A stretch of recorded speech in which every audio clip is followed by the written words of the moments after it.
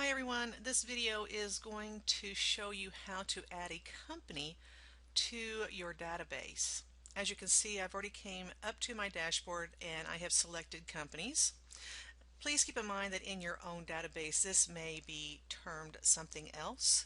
In my site it happens to be companies. I'm going to come down and I can search my database to make sure that I'm not entering a company in twice, so I'm not duplicating it. I can search by the name in the pull down, or I can search by code, name, notes, or even the status. This is going to determine how this search field reacts. How is it going to take the criteria? And then of course we can search by company type, account type, or even contract type if we choose to do so. Once we have our criteria in, we're just going to hit our find button so that our database is going to search for that criteria.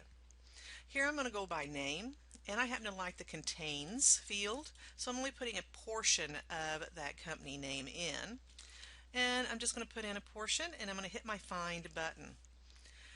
It's going to either pull up companies with this criteria in the name, or it's going to give me no records to display. And this one happens to have given me no records to display. So now I can comfortably go into adding in this company knowing that I'm not duplicating it. So I'm going to hit my add button. And once I hit my add button, it's going to bring me into a company detail screen, and I'm going to be able to create a new company here. As you can see, we do have some items that are light blue. These are mandatory fields that you must fill in. So I'm going to start with the name. I'm going to put the name of the company in here, and it happens to be Odle Reconstruction. And if I happen to have a code, or my company goes by a code or lists a code here, I would put it in. I'm going to choose the company type, and here I'm just going to make it as a subcontractor. They happen to provide us with referrals. And then the account type, I'm going to choose that it's just a standard account type. Here I'm going to decide what offices. If I have more than one office in my company, it may be that they only serve one of my offices, or they may serve all of my offices. If I want to select offices, I can just uncheck that, and I can select from the list which offices it's going to be in. Here it's just going to be in Restoration Manager. And then I'm just going to come down, and if you happen to know the county in which this company is, by all means you can put it in here, and I'm just going to go ahead and fill that in. And then of course you want to have the address of the company. And here I'm going to put in the address.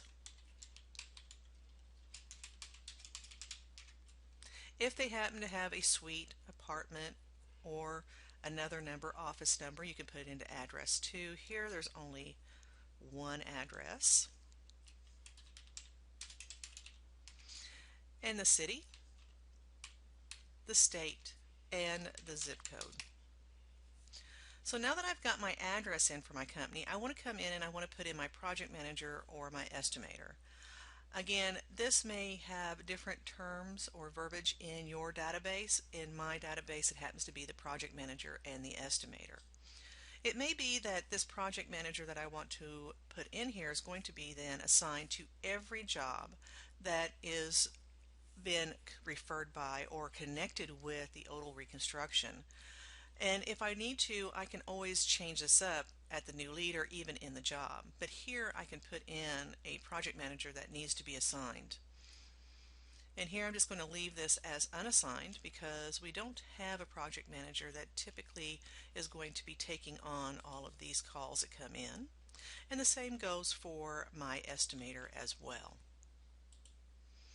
Keep in mind you can change this either at the new lead entry or even at the job detail.